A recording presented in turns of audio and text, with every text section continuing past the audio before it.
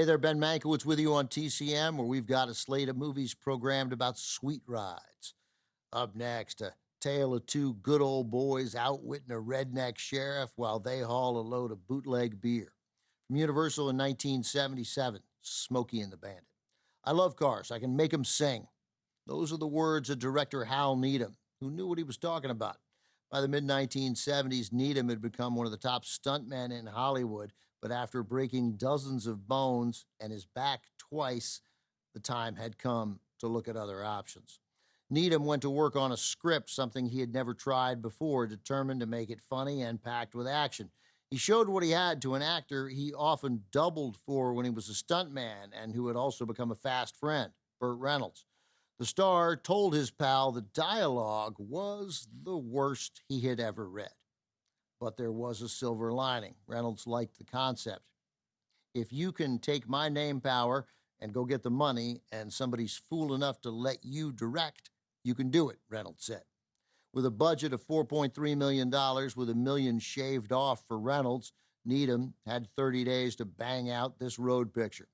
One of Burt Reynolds' co-stars on the film, Sally Field, told me on the TCM HBO Max podcast Talking Pictures that much of the dialogue in Smokey and the Bandit, nearly all of it really, was improvised. Jackie Gleason also came aboard as that loudmouth, pretty incompetent lawman named Buford T. Justice. Jerry Reed signed on to be Burt's truck-driving partner, with Burt driving a black Pontiac Trans Am with a T-top. The story is maybe the thinnest idea ever to fuel a wildly successful film. Burt is the bandit. He and Jerry make a bet that they can beat a deadline to smuggle hundreds of cases of Coors beer from Texas to Atlanta, the premise being that you couldn't sell Coors east of the Mississippi. Crazy thing is, the premise was true. You couldn't get Coors east of the river. One, it was a regional product. Two, that specific type of Coors wasn't pasteurized and therefore required constant refrigeration. Now you have to go all the way to the 7-Eleven to buy Coors. Anyway, Hal Needham, with major help from the magic of Burt Reynolds and Sally Field, delivered an across-the-board smash. In the South, they think of Smokey and the Bandit as a documentary, said cast member Paul Williams, who also happens to be one of the best pop songwriters who ever lived. From 1977, Smokey and the Bandit.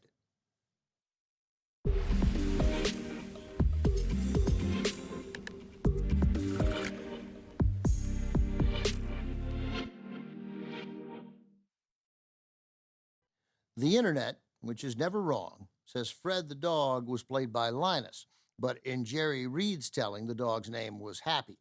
According to Reed, director Hal Needham and Burt Reynolds held an ugly dog contest in Atlanta to pick the right dog for Smokey and the Bandit. Jerry Reed said as soon as Happy walked on stage, contest was over. Reynolds insisted on Happy, largely because Happy was untrained and did not respond to commands. Now, the cab of the truck that Jerry Reed drove was outfitted with powerful lights fastened to the hood and the roof, known as 9 lights because it was a bank of 9 lights. It was like 5,000 watts. They would prop Happy up on boxes so he'd put his front paws up on the dashboard, which he did. He liked that. Then Hal Needham called action. They'd hit the lights, and Happy would immediately turn around and show his rear end to the camera.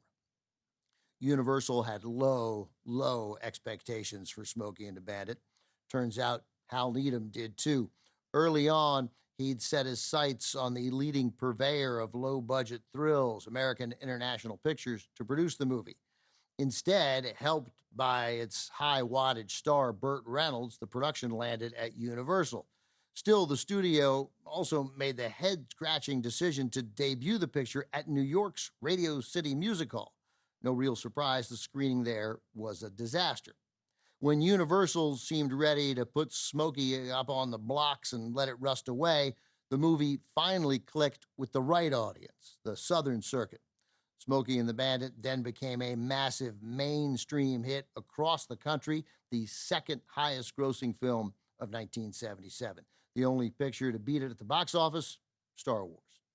2 Smokey sequels followed, with Reynolds starring in the second one and only popping in for a cameo. for Smokey and the Bandit Part 3. Coming up, a nerdy teen finds his dream car. Too bad it's literally hell on wheels. Christine is next on TCM. Next on TCM, Christine, then the yellow Rolls Royce, and later Corvette Summer. TCM is firing on all cylinders tonight.